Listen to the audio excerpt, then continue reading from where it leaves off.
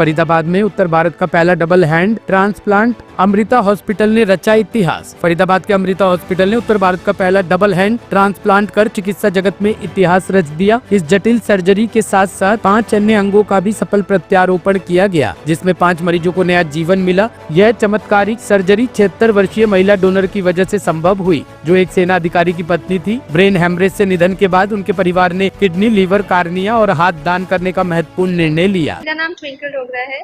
मैं उत्तराखंड कोटद्वार की रहने वाली हूँ और अभी मोहित सर की मेडिकल टीम के अंडर में मेरी हैंड ट्रांसप्लांट की सर्जरी 31 दिसंबर को हुई है। मतलब सर्जरी कंप्लीट हुई है 1 जनवरी 2025 को। और इस सर्जरी के बाद मैं बहुत खुश हूँ क्योंकि इसके बाद मेरी पूरी लाइफ चेंज हो गई है और मैं अपने आप में कंप्लीट फील कर रही हूँ।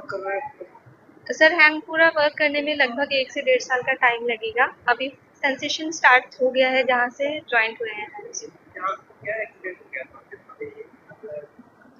सर 6 जनवरी 2012 में मेरा घर जहाँ कोटद्वार में है, हमारे घर के कॉर्नर से हाई टेंशन लाइन निकलता है। तो मैं बाई चांस उसके कांटेक्ट में आ गई थी, कपड़े डालने गई और उसके टच में आ गई और करंट मेरे हाथों में एंटर हुआ और पैरों से एग्जिट हुआ, जिसकी वजह से मेरे दोनों हाथ और पैर इंजर्ड हो गए थे। तो डॉक्टर्स ने जब मेरा ट्रीटमेंट चला बहुत कोशिश की, लेकिन हाथ नहीं बचा पाए। पैर बच गए थे, लेकिन पैर भी पूरी तरह से इंजर्ड हो गए। तो मुझे चलने में लगभग 2.5 साल का टाइम लगा। हाँ जी सर, ये 12 साल का गैप था। पूरे 12 साल हो गए थे इस ड्यूरेशन में। हाँ जी, मैंने आर्टिफिशियल हैंड्स मेरी फैमिली ने मेरे 2014 में लगभग लगवा दिए थे 2 साल के बाद। तो इतना जो टाइम था मैंने आर्टिफिशियल हैंड्स के साथ ही निकाला है।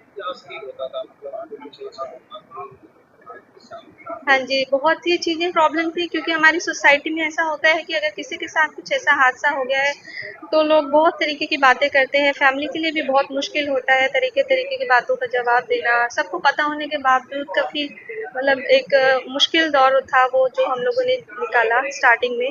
फिर धीरे-धीरे मुझे आदत हो गई इन चीज़ों की, इन चीज़ों को हैंडल करने की, क्योंकि मैं अंदर लोगों के डर से बंद होके नहीं रह सकती थी। तो मैंने हैंड्स लगे, उसके बाद मैं बाहर निकली और मुझे था कि मैंने किसी की वजह से अपनी लाइफ तो वहाँ नहीं रोक देनी है। अगर लोग मेरे को देखने का तरीका अलग होता है, जब कोई हैंड्स अलग है मेरे, काफ़ी क्वेश्चंस होते थे। लेकिन फिर भी मैं बाहर निकली और फिर जैसे कि अभी मैंने बताया कि मैंने अभी अपनी जल्दी ही थीसिस सबमिट की है, एम्स ऋषिकेश से पीएचडी कर रही हूँ मैं।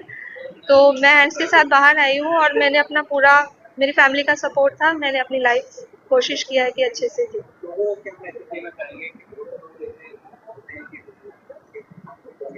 जी, जी।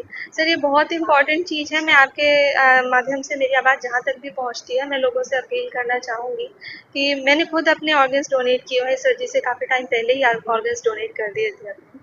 तो अगर हमें अपने सबसे पहले अपनी लाइफ़ का ध्यान रखना चाहिए, अच्छे से खाना-पीना, अपनी हेल्थ मेंटेन करनी चाहिए, अपनी लाइफ़ एन्जॉय करें। लेकिन एक दिन सबको ही इस दुनिया को छोड़ के जाना है, डेथ सबकी होनी है। तो डेथ के बाद शरीर का क्या कोई वैल्यू नहीं है, या तो जला दिए जाएँगे, हमारी बॉडी जला दी जाएगी या मिट्टी में दफना दी जाएगी। तो इससे अच्छा है अगर हम अपने अंगदान करते हैं, तो उससे लगभग 13 लोगों को नई ज़िंदगी मिल जाती है। 13 लोगों को ज़िंदगी मिलती है और उनसे जुड़े कितने लोगों की ज़िंदगी बदल जाती है। तो अगर हम अपनी डेथ के बाद अपने ऑर्गन्स डोनेट करते हैं, तो हमें अगर मौका मिल रहा है किसी की ज़िंदगी बदलने का, तो हमें बिल्कुल करना चाहिए। और एक लोगों में बहुत बड़ी भ्रांति है, लोग ये सोचते हैं कि अगर हमने अंगदान किए हैं तो ज़िंदा रहते ही हमारे अंग ले लिए जाएँगे।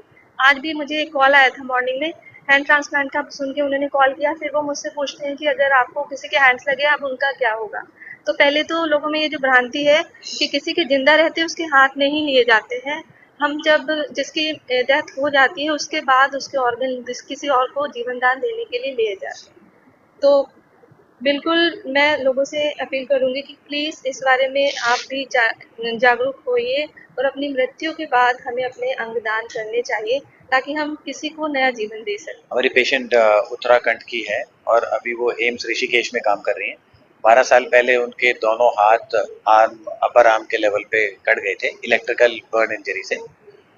तो वो हमें हमारे संपर्क में लगभग 4.5 साल से हमारे संपर्क में थी और वो कोचिन के सेंटर में भी आई थी। वहाँ हमने उनके पैर के ऑपरेशन किए थे। उसके बाद अभी वो ठीक से चल पा रही है और वो सब करने के बाद अभी हमें जब मौका मिला और एक बहुत ही जनरस फैमिली हार्ट डोनेट करना चाहती थी, तो हमने उनके हाथ लेकर इनके ट्रांसप्लांट कर दिए। और ये बहुत ही जटिल सर्जरी थी, लगभग 12 घंटे चला, उसमें 4 टीम्स इन्वॉल्व थी और उसके अलावा 2 ऑर्थोपेडिक सर्जन्स की टीम भी इन्वॉल्व थी। तो बहुत सारे लोग इसमें इन्वॉल्व थे और ये सक्सेसफुली हो गया और अभी पेशेंट डिस्चार्ज भी हो गई है और अपनी नॉर्मल रिकवरी कर। ऐसा इंडिया में बहुत कम सर्जरी की जाती है, सर्जरी कितना टाइम लगा आप लोगों को, क्या क्या प्रोसीजर उसका होता है? जैसे कि मैंने आपको बताया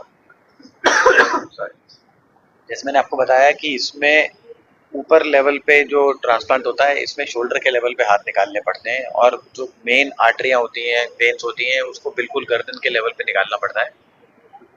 उन सबका डिसेक्शन करके, सारे स्ट्रक्चर्स को टैग करके और उसके बाद जो पेशेंट के हाथ है उसके अंदर भी सब कुछ डिसेक्शन करना होता है और उसको आइडेंटिफाई करना होता है और डोनर हैंड में भी आइडेंटिफाई करना होता है और फिर उनको मैच करके एक प्लेटिंग करनी होती है जिससे हड्डी फिक्स हो जाए और वो करने के बाद फिर उसके बाद सबसे पहले हमें आर्टरी और वेन्स जोड़नी होती हैं जिससे सर्कुलेशन चल जाए और वो जब चल जाता है तो उसके बाद में हम सारे स्ट्रक्चर्स जोड़ते हैं और एंड में नर्व्स और इसके जोड़ते हैं। कितने चांसेस होते हैं जो पूरी तरह से वर्क करेगा? ये पूरी तरह से वर्क मतलब नॉर्मल हाथ की तरह काम नहीं करेगा, मगर इतना जरूर काम करेगा कि ये अपना खुद का जो डेली काम है इंडिपेंडेंट हो जाए और उसे कर पाए। मेरा नाम मोहित शर्मा है, मैं अमृता इंस्टीट्यूट के अंदर प्लास्टिक सर्जरी का प्रोफेसर हूँ। मैं डॉक्टर अनिल मुरारका है।